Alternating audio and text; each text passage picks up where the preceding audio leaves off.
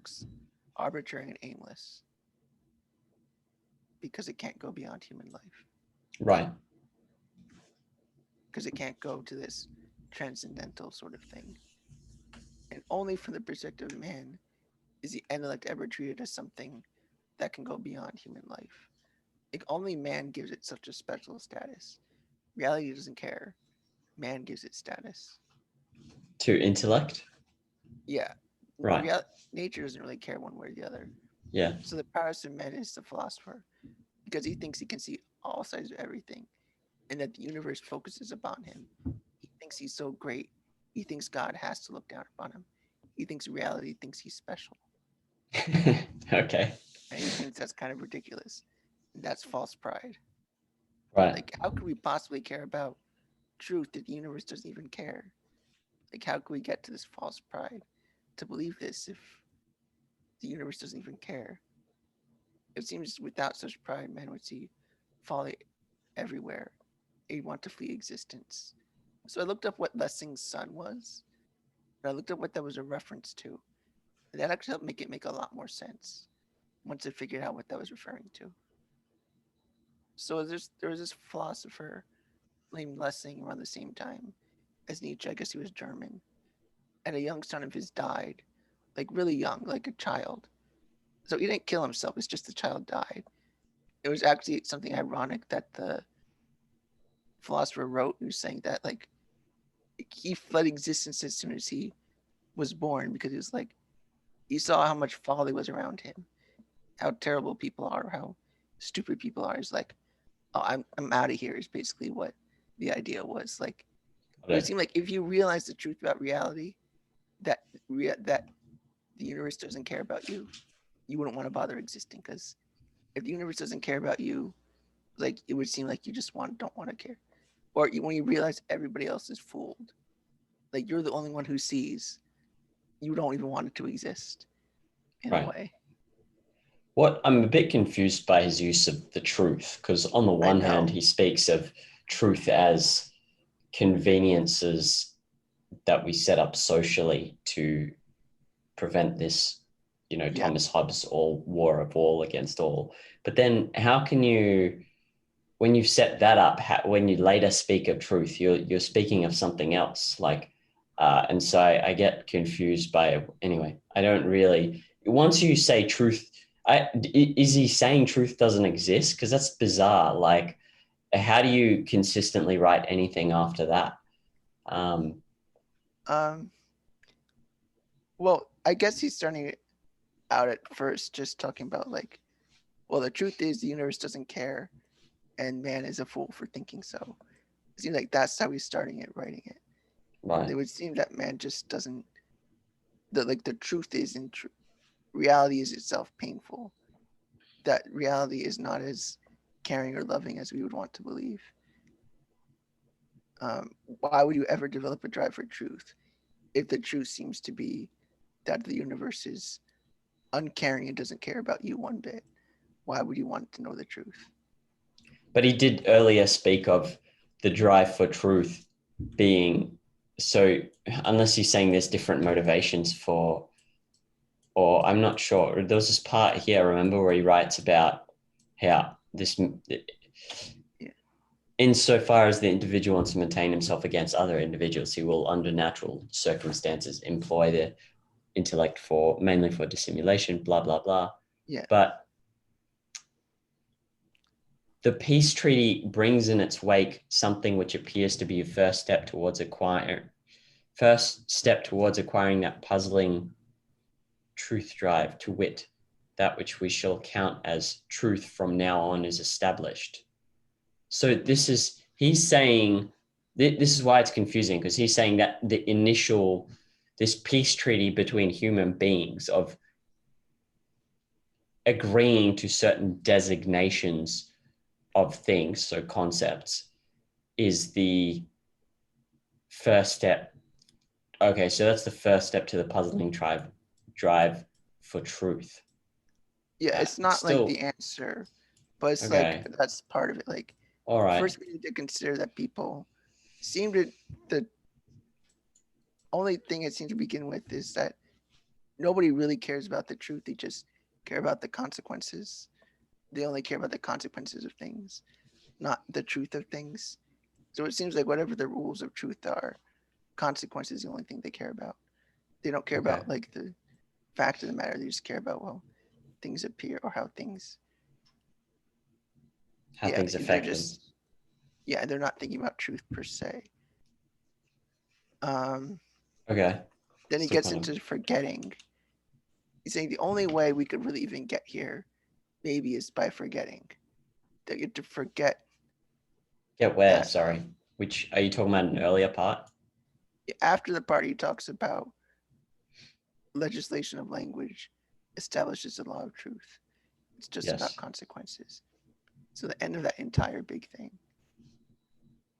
So the Okay. next paragraph. Yeah. So after that, he goes to talk about lying, but about forgetting. Let's see. In particular, let us further consider the formation of concepts. Oh wait, wrong one. It is only by means You of want to tell me what forgetfulness. page is that? So I'll bring it up on my. Second, Oh, here it is only by means of forgetfulness. Yes, I got it. he forgets that. Let's see. What does he forget? I wrote this. He for, only by through forgetting could man say that he possesses a pure truth. He has forgotten the origins of language. He forgets about these metaphors. You just forget that you ever were thinking of metaphors and just pretend, oh, I'm going to get the pure truth. He forgot that he's dealing with metaphors. Right. And that's the only way we can get to that place of like, oh, we think we're getting at the truth. We're lying to ourselves that we're getting at the truth because they forgot what their words are based on. And Nietzsche goes on to say that Why only do you the need to forget? Why do you need to forget in order to? I'm not following his why reasoning here. Yeah. Why do you need to forget the fact that your concepts are based on what he calls perceptual metaphors to then have a desire for truth? it's still not at the desire for truth yet. He Okay. does go too roundabout. I agree. He's still not even there yet. He's saying a lot to still. He still hasn't made his point yet, which is maybe the only unfortunate thing about this paper. Is like it seems like he takes a while to get to his point. Okay. All right. So he But talks about the creators of what? language. Sorry. So what is the significance of the way I interpreted the forgetfulness is just simply that he forgets as if anyone even thought these were arbitrary designations anyway. But from what it seems like, he's claiming that people do know that they're arbitrary designations and then they just forget it. Is that the claim? Maybe more that through the evolution of society, mankind has forgotten. I Okay. don't think he means individuals, just like All right. long ago it's been forgotten. Okay. Well, And that many, kind of, yeah. Sorry. yeah, that's what he's saying. Like, we've been lost through history. We've lost our way in a way, is what he's saying. Like, he's Well, not talking about individuals. the part that, at least the element of that makes sense is that it ties into the dialogues with Plato's earlier dialogues Yeah, where Socrates questions people and they can't tell you what something yeah. is. It's kind The of like part. that. Okay. Like even when you started having philosophers, in a way, Nietzsche's saying that's when people forgot. They forgot about these things that they used to know. They didn't realize it was actually metaphors. Socrates is maybe thought himself as closer to the truth, realizing that these aren't true things that, or we don't know. Like he was at least honest about that. But anyway, Nietzsche was saying that only the creators of language would know that pure truth is incomprehensible and not even worth striving for. What mankind forgot is that pure truth makes no sense and is worth nothing. Now we lie to ourselves and like, oh, let's get to that pure truth. But But no, what? I'm sorry. What is his view of what pure truth is? Is he talking about the mysterious X, or is he making fun of the mysterious X, being Kant and Plato's view of the thing out there The that we Platonic cannot, truth. is making He's fun of like it? saying Platonic truth is nonsense. It's just a Okay. fantasy. Okay. And we just saying that pure truth, creators of language, the people who did know that their words are metaphors, they knew that pure truth was nonsense. But now we forgot that it's nonsense, and now Okay. people are acting like it means something when Okay. it never did mean anything. Right. And then Nietzsche goes into that concept formation that we talked about. So to him, truth is simply there is a nerve stimulus. We can't get under that nerve stimulus. The bait, which to me seems like he's talking about sense perception, but you can't get under that nerve stimulus. The nerve stimulus creates these effects on you, and then by means of the effect, you create images which you arbitrarily sort into concepts, and then finally not arbitrarily, but I wouldn't say arbitrarily, but then sort into sounds. That's what I got so Yeah, far, right? Does that sound right? that sounds about right. Okay. It doesn't have any inherent meaning. It's just like we could. I'm not sure what he means by image, but I can say that yeah, it's just we don't know where these images come from. We perceive the world, but that's about it. It doesn't make any other link to anything else that's true. It's just what we think in our mind is a metaphor or a comparison with what we saw. So any concept we hold is to him not connected to objective truth or any sense of objectivity. It's just some metaphor in our mind. That's all our concepts are in Nietzsche's mind. Well, okay. Well, let's go back to the example of a snake. So he's saying that he's saying the fact of it wriggling is a metaphor. The likeness of, well, the designation is arbitrary. And what's the metaphor? It's hard to say what he thinks the metaphor is, except that he's saying it's some association we make between the wiggling and the snake. It's just an arbitrary association, he says. It's whatever you Right. want it to be. Okay. Well, I guess there's. I mean, I suppose he could be using the word differently, right? There is like his terms of Yeah. perceptual metaphor. So who knows? I don't really But know right he now. can be just confusing. Sometimes you just put it off that he might actually be contradicting himself. It's Yeah. not even Okay. wrong to say Nietzsche just like, well, you're going too deep into your metaphor, Nietzsche.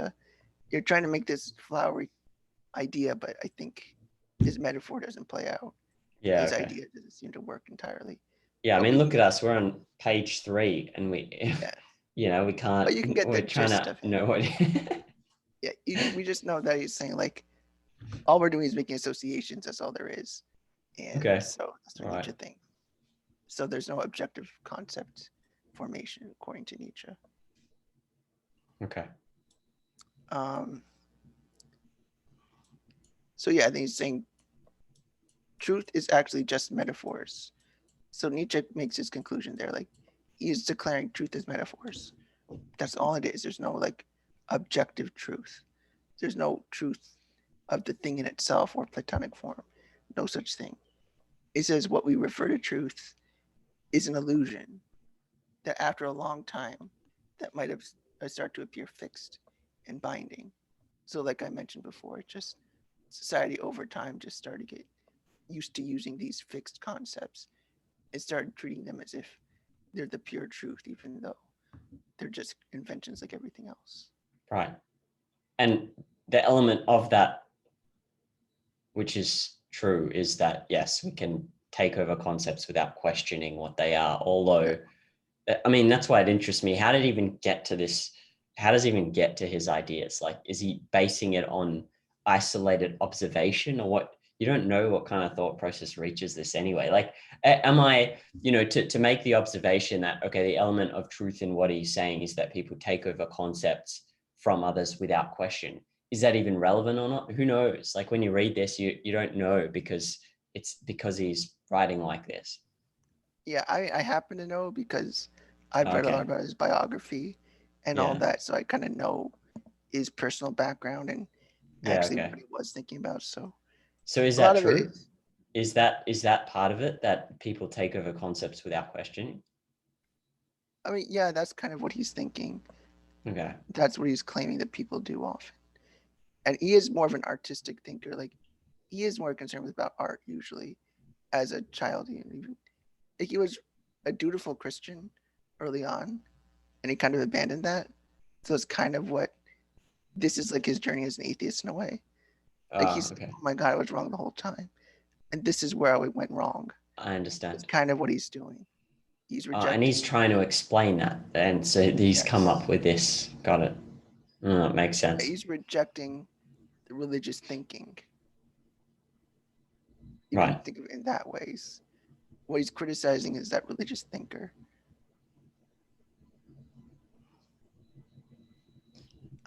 Yeah, I guess that's why the context is important for the understanding, the Yeah, historical and the intellectual context. and Okay. one more point that I think should we can move. We can start with what where you want to start reading from. So then, what Nietzsche concludes is kind of vague. It wasn't clear when he said it. I had to look for a while to find the sentence, but Give me he the says page as well so I can go page 4. page 4. Okay. Um, it says the utility of truth is something which a person demonstrates for himself from the contrast with the liar, whom no one trusts and everyone excludes. Which paragraph are you looking at? The third one, the last paragraph of that page, Oh, is the a big last. paragraph, but it's a huge paragraph. It's I'm like just in the trying to. middle of it. Where do I need to point? What do you think right there? One more line up One above more. the there, Oh, okay. Yes, I see it. contrast of Yes. the liar. Okay. I think that's where he's saying is the reason for truth is that we, or truth in scare quotes, the reason people seek the truth is because they want to seem different than the liar. They want to seem Yeah. trustworthy. They want to seem like, oh, I'm not a liar. You can trust me. But they're still doing the same thing. They just want to appear special and appear like they're good, or appear in some way that, oh yeah, don't worry, you don't need to hurt me. I'm not a threat. Okay. I think that's what he's saying. Because then Right. he goes and talk about like, what's this rational being? What is the rational being? And he describes that. And that's basically where we left off. Yeah. The rest of it is much easier. The rest of this paper is much easier. Okay. So let's continue where we left off, Yeah. and then I'll ask you a question about Yeah. get your thoughts on fiction. Yeah. Okay. So everything we talked about volatilizing Yeah. perceptual metaphors in the schema, whatever that is, schema. That's the Yeah. structure. That's a conceptual structure he's talking about, right? Structure, recipe, the Yeah. web, the pyramid. And then dissolving an image into a concept. So I think dissolving an image into a concept is, I think, like you said, like it would be taking chair and table and forming that into furniture. Maybe that's what he means, that kind of thing. Yeah, I would say so. Okay, cool. It's dissolved. There's no image per se. Like if you imagine furniture, you're probably going to imagine a chair. Like you don't imagining furniture itself. Yeah. Kind of like that, I think. Yeah.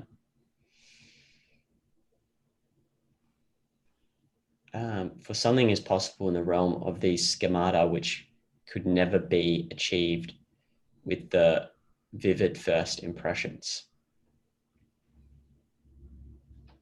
Yeah, he is speaking about the abstractions from abstractions. Yeah, the The web of construction, concepts. right, the construction of a pyramidal order according to castes and degrees. And like you mentioned it, I mean, clearly this is in reference to religion, right? Castes. Yeah, he likes those Or terms. He likes making it in these religious comparisons because he's mm, trying to get you to notice, like, he's proclaiming they're like these arbitrary constructions like religion. He's giving right. that imagery for you.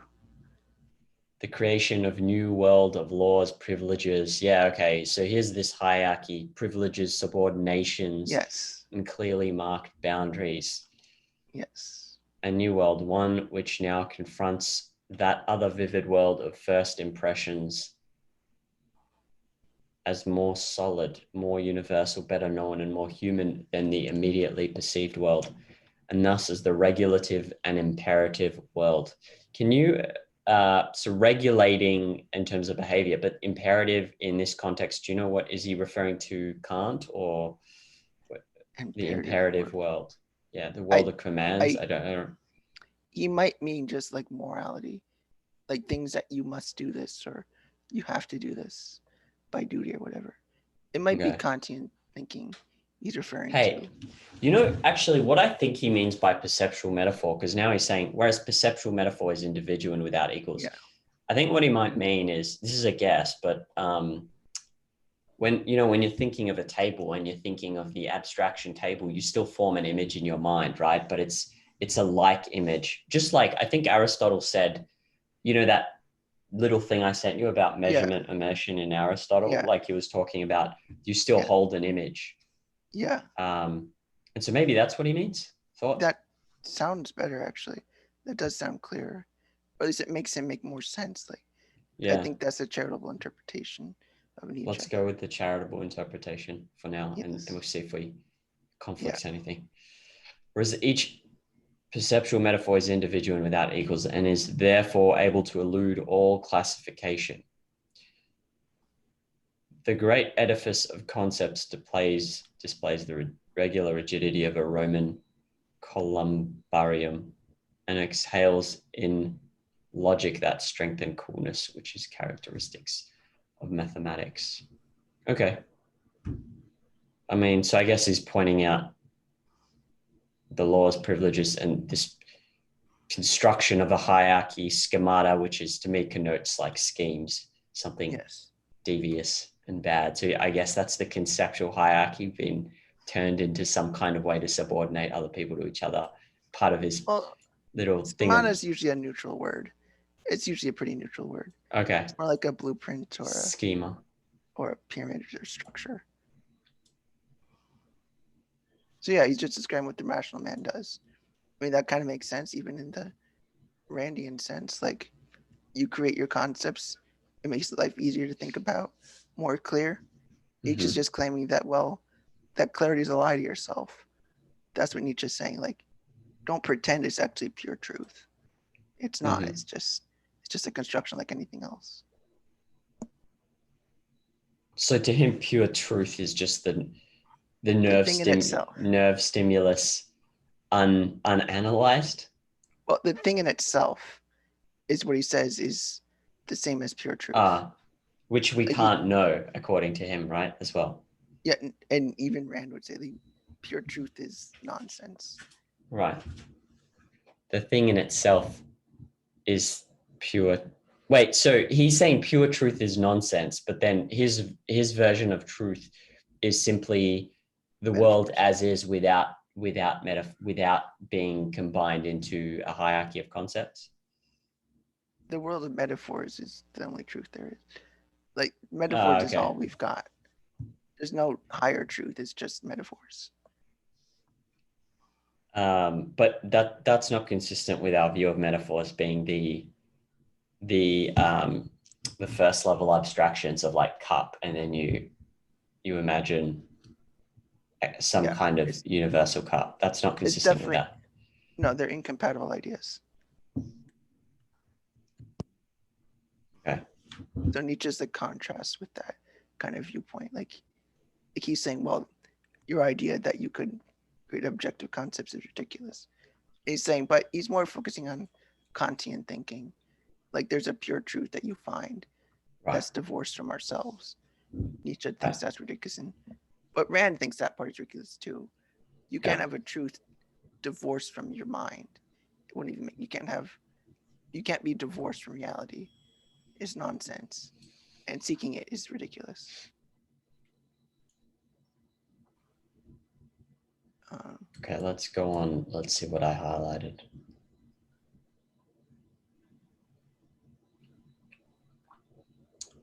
All right. I mean, it makes sense, residue of a metaphor. And the illusion which is involved is the artistic transference of a nerve stimulus into the image. Okay, we can skip that.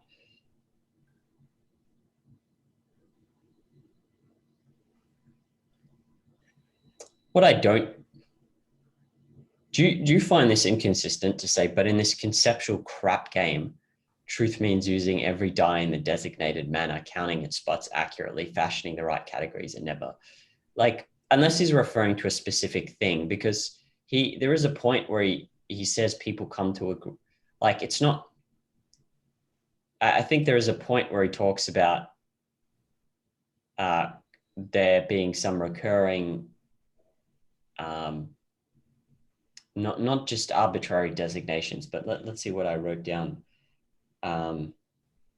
Like that there is some kind of mathematical persistence to some things. And so then to say that it's conceptual crap game and it's just an arbitrary, like, oh, I could have said a snake is a cup. Like to me, that doesn't make it, at least looking at it that way, doesn't make any sense. um,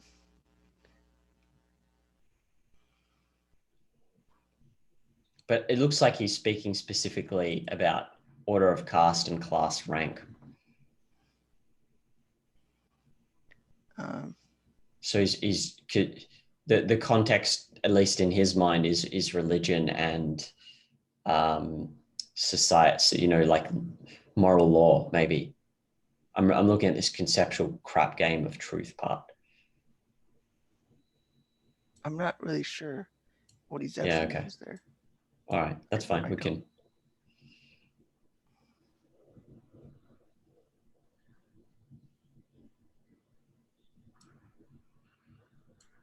Okay, we can go to this. Let's see what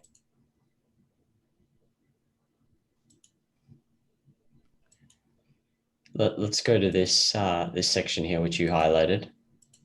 Yeah. Here, one may certainly admire man as mighty genius of construction who succeeds in piling an infinitely complicated dome of concepts upon an unstable foundation, and as it were, on running water.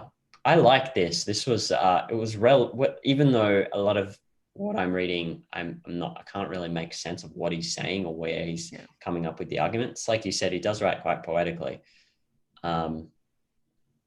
Of course, in order to be able to be supported by such a foundation of this running water, his construction must be like one constructed of spiders' webs, delicate enough to be carried along by the wave, strong enough not to be blown apart by every wind. As a genius of construction, man raises himself far above the bee in the following way. Yeah. Man manufactures from himself. What did I... So it seems to imply to me when I read this, I guess the problem is it's metaphor, but it seems to, we just keep going back to concepts as approximations. Yeah. The illusions only in the sense when they're in this religious sense of like, what is it? He speaks about castes and class rank and castes. Yeah, I mean, he's just talking about like what we can construct, and that it's amazing that man can construct these things. We can praise even the liar, even this philosopher that we say is filled with false pride. We can admire him for what he's built, but we don't admire him for the truth, or we shouldn't admire him on account of a drive for truth. We can recognize it as just he built something and that can be great, but what he built is still a lie, and we could admire that. Just don't lie to yourself and say, or don't pretend it's as if it's the pure truth. Okay. Mm. I didn't, it didn't quite struck me. Oh, because I'm coming from it, I think a different context. I didn't quite Yeah. get the significance of what he's talking about here. If I make up the definition of a mammal and then after inspecting a camel declare, look, a mammal, I've indeed brought a truth to light in this way, but it is a truth of limited value. That is to say, it is a thoroughly anthropomorphic truth which contains not a single point which would be true in itself, or Yeah. really Well, universally valid. Yeah. pretend for a moment that most people around you say the truth is not something man-made, that is something out there to find. And Okay. everybody's claiming that's the truth, that's the truth. And here you go along saying, well, no, the truth is just a metaphor, something we built, something we created is not there in reality. So he's trying to say like everybody else is wrong.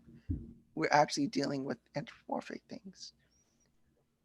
Like to Right. them, truth is valuable because it's like the pure thing. But Nietzsche is saying that pure value, that pure truth can't be of, it's not of much value. But he is saying Right. it is anthropomorphic.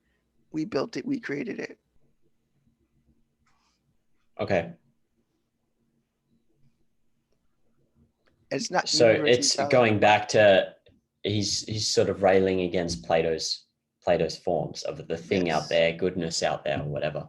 But then Yes. what is he for? I don't get, if he's against that, what what is he actually for? Yeah, what is it? Like I couldn't quite make out of this idea of everything beginning with a nerve stimulus. If what Embracing your nature is how he would see it. okay. Hmm. Like acknowledge Whatever that, that means.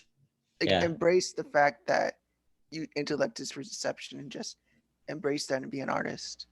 Like embrace that way of thinking and live with the metaphors. Don't deny it. Don't be like the original creators of language. Acknowledge what it is and just go with it. Don't deny Okay. yourself. Interesting. And so then to embrace your nature and create, where, how does like an object, because when I think objective, I think thing in relation to man, but Right. when he thinks objective, he is thinking of Plato's forms, right? So when we And Kant, say, yes. yeah, okay. Because you have to So when remember we, this is so much before Rand that he doesn't even have that mode of thinking. He yeah, just knows Plato, Kant, they're wrong. And he's yeah, trying to come with some reply to them. Like, you right. guys are wrong. Here's my reply to you. Cool. Yeah, okay. And we can easily see where he goes wrong compared to Rand. Like, yeah, he's almost denying truth entirely. Like, he wants to go too Right, more to the subjective right. feeling. And he might be partly right, but you, he's trying to get away from Kant. And he's obviously going to make some mistakes if he's Yes. the first person really to Yeah. really fully embrace this idea that Kant is wrong. We gotta embrace Mm, our intuitions, our more primitive way of thinking. I yeah. don't want to say primitive, but more emotional. And Yeah. that's what he's saying we've forgotten. We forgot our emotional side with this Because all to this him, that obsession. is the art, that is the artistic. But Yeah. for him, does he ever get under emotions, or is he, the emotions are a given of what you know of his That's, context? I don't think I can even give a simple answer. And Ah, that's okay. like the mystery of Nietzsche. I say Okay. mystery because he's so complicated. Sometimes he seems to say one thing, but then you read another passage, wait, that looks like the opposite of what you just said. So So then wouldn't you just treat that as he's just inconsistent? he can be, but if you read enough of him, you pick up on themes.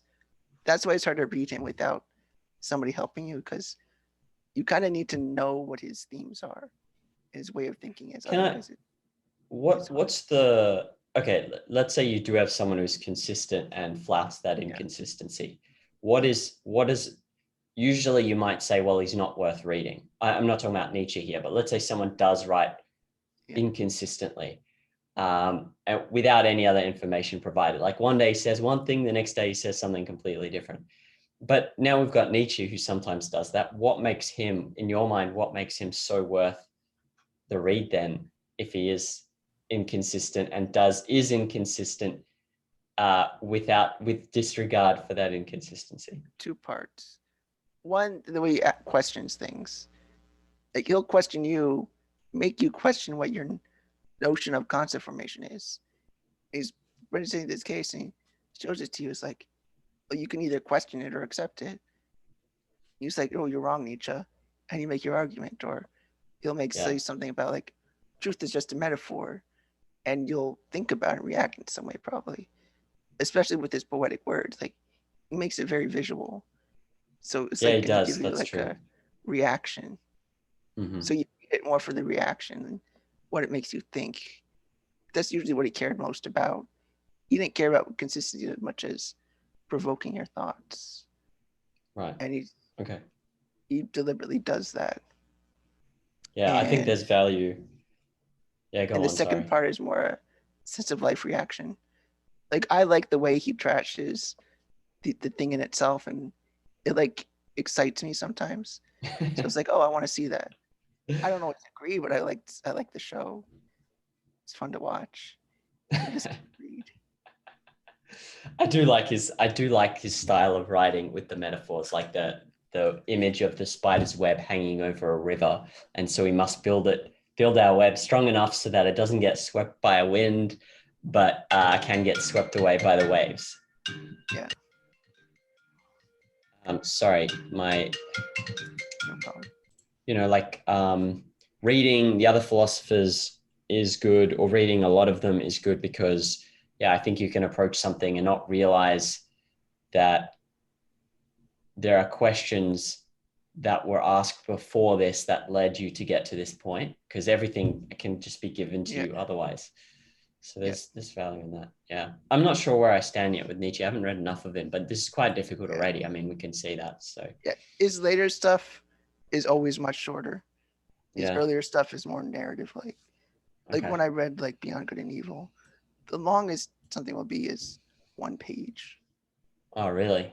He's not going to do essays like this. Right. There's some things that are like 3 pages, but 3 pages is the biggest it gets. But don't you need a lot of context, like from religion? If you're not really that interested in religion and say ancient Greece developed, you haven't read much about ancient Greece, like, aren't you kind of like, don't you have way more work? Well, I think if you know about Socrates and Aristotle and Plato, that's something. Yeah. Yeah, that's a big element, and it does help to understand. Right. The impact of Christianity is another big thing, but has he had any impact on the culture? Probably. In your view? Yeah, I mean, a lot of people have argued that he has, well, at least more like in 60s culture, 1960s America, he had an impact. Should we, let's go on to read the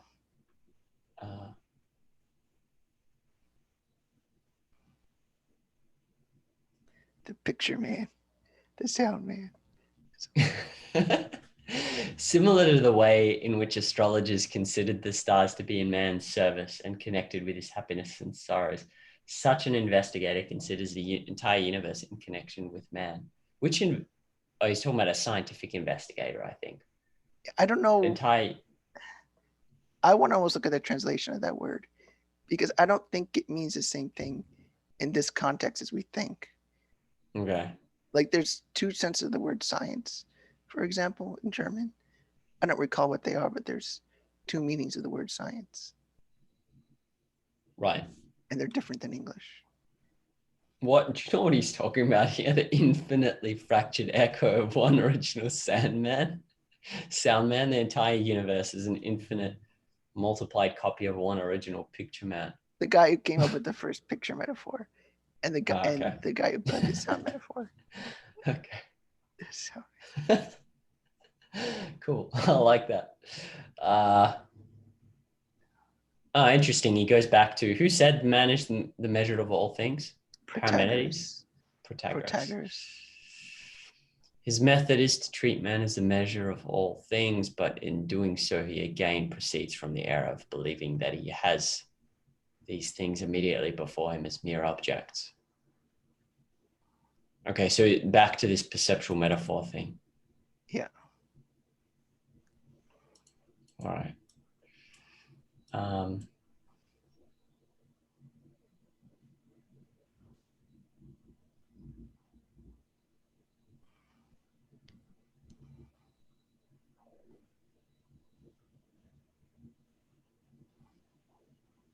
okay, so I'm seeing what you're saying about this. He views the process of concept formation as some kind of art, meaning you can, just like you use metaphors in writing, you'll use metaphors in forming concepts. Yeah. What does he mean? If, for an instance, he would escape from the prison walls of his self-consciousness, he would be destroyed. Why would he be destroyed? So let's imagine this well-constructed conceptual structure. And let's assume it's even a conceptual structure that constrains you, like Christianity, perhaps. Mm-hmm.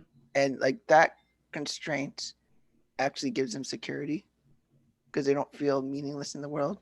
They feel like Right. the world cares about them and they need Okay. that. Right. And if you started becoming that more artistic, metaphorical thinker, you might be afraid of what you see because then you Right. realize the universe That doesn't makes care about sense. me. So you got to be an artistic creator to find that meaning. Otherwise, we'll be filled with terror and be so afraid of what we see. That's interesting. That I like that. That's very interesting. I can see how that would be true in a time of where a lot of people have faith, and let's say you've built your life on faith to a great extent. Where, yeah, if you throw that all away, what's left? That's like a repeating question for Nietzsche. Like, once you realize these, whatever these thoughts were, they were just lies, or even say you were taught this whole time, everything you were taught was a lie. Then you realize the truth is the universe doesn't care about you.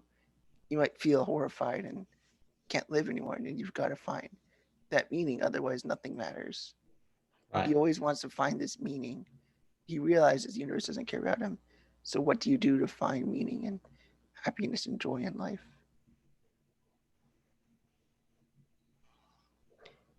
And when he wrote this, he had no idea what the answer was, just that it's scary and we got to do something about it. I'm just going back here. Actually, you said, if but for an instance he could escape from the prison walls of this faith, his self-consciousness would be destroyed. So not he would be, but his Yeah. self-consciousness. So the meaning is actually different. Like, psychologically, he feels destroyed. That's more what I meant. Oh, okay. All right. Like, who is he? Yeah, okay. Um, Um, let's see what this thing is. it's a bit odd Cause, yeah, this sentence. cause for between two absolutely different spheres, as between subject and object, there is no causality, no correctness, and no expression. There is at most an aesthetic relation. I mean, a suggestive transference, Yeah.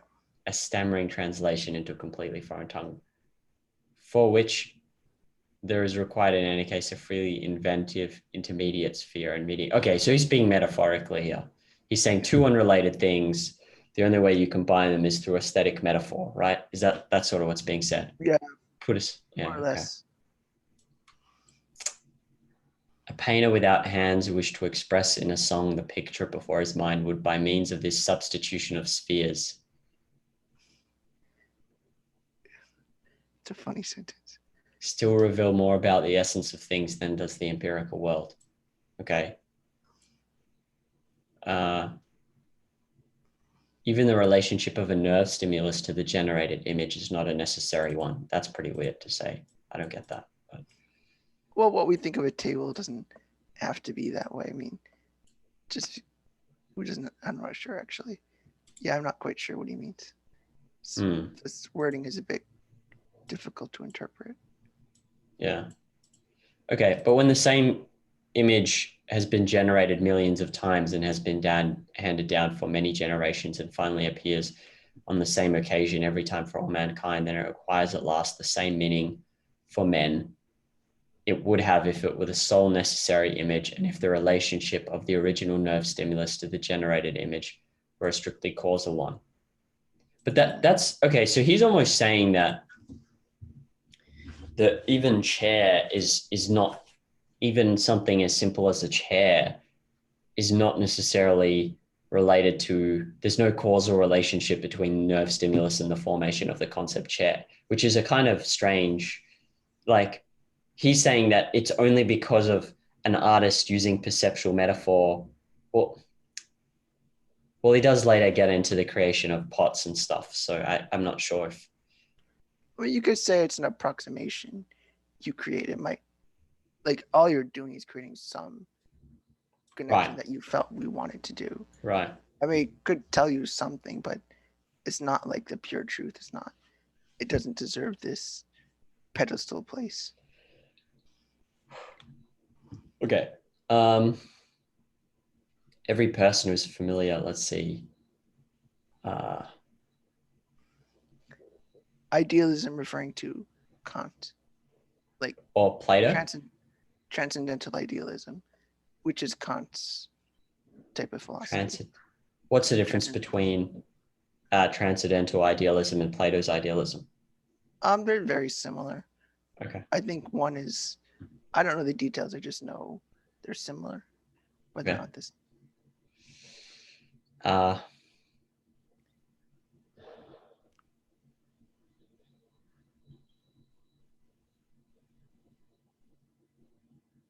what does he mean? Convinced himself of eternal consistency, omnipresence, and fallibility of the laws of nature. Like I get he's against eternal consistency, omnipresence, but wouldn't he be for fallibility of the laws of nature?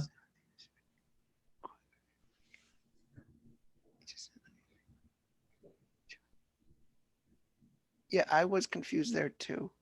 Why would he talk about eternal consistency, omnipresence, and fallibility? I thought he would be talking about like the apparent infallibility according to these Yeah, idealists.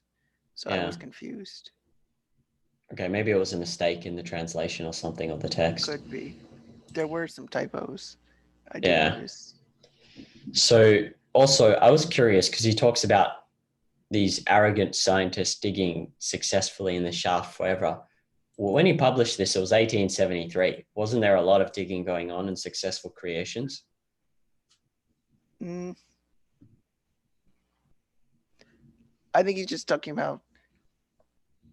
Um, yeah, I'm unsure why he would believe that. He definitely enjoyed science and liked what it did. It's not like he rejected the whole thing. Right. It's more like he's just rejecting a particular way of doing science. Just digging, and we'll just harmonize everything, and that's that. I don't think he thinks Okay. well of that. I want to ask something related before we go on, and we can Yeah, continue. We'll, if we have time, we'll continue this. Otherwise, we'll yeah, just finish it off next yeah. um, session. It's a question about fiction. So, as far as reading fiction goes, people can have the experience of reading something that doesn't resonate with them and they don't find it to be realistic. Like you can read about a character and say, oh, this could never happen. Like no one could be like this, right?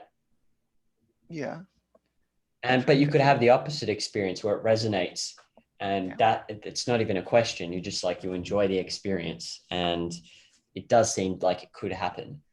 If it couldn't, isn't it possible? Like if you hold wrong beliefs, then on some level, couldn't you read something that seems realistic and inspiring, but isn't actually real or and good material to form concepts? Um, Take for example, Batman or Bond, James Bond, yeah. and the kind of villain projected in those Uh-huh. movies. Doesn't that contradict? Don't the projections of those villains contradict Brandon's view of the nature of evil? And to me, those villains don't strike me as unrealistic. So is that a reflection of my metaphysics? And same for everyone else's metaphysics. Um, it, I don't see why they would be unrealistic per se anyway to anyone, but I guess people will feel that they're unrealistic sometimes. Um, but I think the feeling realistic, I think people often mean like it doesn't seem psychologically that anyone would be like that. I think it depends Yeah. more on what are you focusing on about it. Like, are we thinking of like essentials about human motivations and viewpoints on humanity, or are we talking about strictly narrowly just the specific actions people take in I'm every day? I'm focused on the what you mentioned before. Like, is this a psychologically accurate Yeah, portrayal that's possible? yeah. I think that's Because what. Oh, yeah, go ahead. yeah, because the example of the Joker and Bond villains contradicts the nature of evil we discussed from the Brandon book, Nathaniel Brandon book, and so that Why would do you mean think it that most contradicts? because none of them they're very lucid, they're clear in their thinking, they're not, their default state is not one of like avoiding thought. They're clear, that they strategize, they're very conscious and aware of exactly what they're doing and what the consequences Right. are. They aim for it, they aim for it with conscious intention, and not as some kind of like thing they avoid thinking about, which is how, say, a villain is portrayed in Rand's book. Yeah, I think there is a like that's part of why I was kind of disagreeing with Brandon. Like I sort of agree in that you've got to be lying to yourself somewhere. There's some hidden deception. There is some deception. But I don't think it precludes thinking with precision as far as their concrete goals. I don't think it implies lying about every single fact there is, only particular facts. And I don't think, and I think the only reason the person doesn't make sense just because they're using different standards and their standards are somehow improper. But it's not that they stopped thinking per se. They've gotten rid of Well, thinking to some extent, but in other realms they maintained it. yeah, I mean, I agree with that. I'm just pointing out that you have a villain who's like, I want to destroy everything just for the sake of destroying it. Whereas you don't get that in, and they say that, they might say that clearly and loose, like that is their Yes, conscious goal. They will explicitly say. And yes, so, but that doesn't, when people watch that, and when I watch that, it doesn't strike me as unrealistic. And yet, if I right. reflect on people in my life, how many do I know is like, I wanted to do something really bad to someone because just for the sake of That's doing true. something really bad for someone. And so it's interesting to me. I was thinking about that in terms of concept formation because there was that thread that with why not that I recently discussed. Yeah, I had just asked him now, like if we use movies and art to help us form concepts, um, doesn't it just reinforce, like if it resonates with us, like our view of evil that we have, if it's wrong, doesn't it just reinforce that view? I think Big oftentimes it does just Okay, reinforce what you think. Because it's concretizing abstractions. So right, usually I kind of presume you've had the abstraction. right, So to some extent you still need to validate it. It just gives you some material, like somebody else has a concept, they're explaining it to you, they're showing it to you in this concrete way, and then you can validate, well, are there such a thing? Or is there such a thing? I right. mean, if you decide to analyze it, you could do it that way. But of Huh. course, as far as sense of life, it doesn't really matter. It will be just what strikes you. It is the concepts you already hold, and they're concretizing things you've already believed. I think is So often the case. how would it help you form concepts, do you think? Art. If something about their thinking appeals to you, or you want to understand them conceptually, that's the role it can do.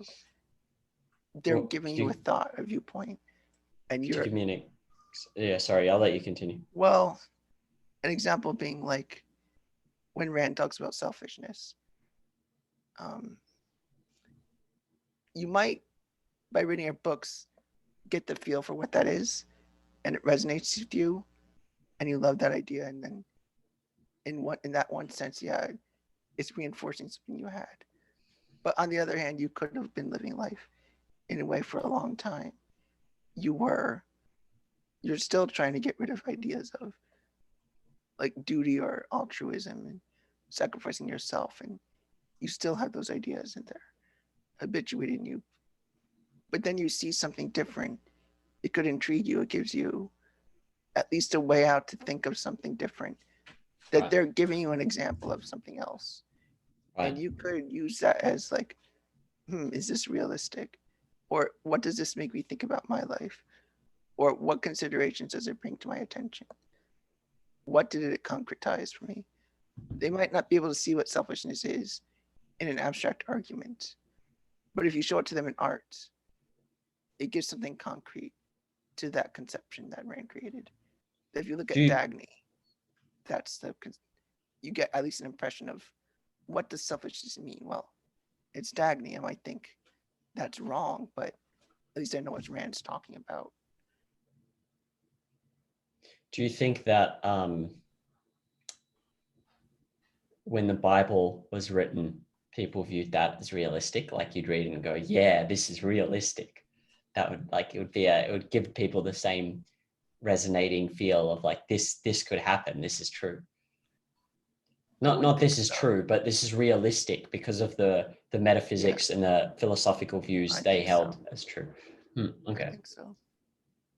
Hmm, I think that's right. a big reason why any literature appeals. There's something right about it to them. Right. Feels right. Okay. It feels so the realism is determined by your metaphysical beliefs. That's I it, would right? say so. Yeah, in the more general sense of what is realistic. I mean, we're not trying to do like a realism as in exact portrayal of the way things exactly are, but realistic in the Like sense more the psychological. essentials. Yeah, like Yeah, the in essentials. yes, exactly. Yeah, well, okay, that's interesting. So you might have something in a culture that's completely unrealistic, but yet everyone thinks it is realistic. Oh, Nietzsche almost mentioned something in this like that. He talks about the Greek myths and how some things seem like a dream. Like the gods seem to act arbitrarily. They can appear in the middle of nowhere. A goat can become a person. A spider can become a person. wow, yeah. Things like that. And it's kind of magical in a way. And that's what Nietzsche is saying, like, oh, hey, that's their way of thinking. It's more natural to them. I mean, to them, that kind of magical thinking felt fine. It didn't need to have this rigid structure to reality. They accepted, like, okay, some things are Right. weird and almost bizarre, and we live our life with our choices. That kind Oh, of interesting. feeling. So maybe you could read that back then and it would resonate with you. Whereas now I struggle to read that. I'm like, what is this animal that's now flying? This doesn't make any sense. Yeah, Like, okay. All right. But that would make you question then. It should make you question even now what you read. Because if even if it resonates with you, the question is this realistic or not? Are my philosophical beliefs true? Because yeah, what if that, yeah, anyway, there could be some things that are psychologically wrong. yeah.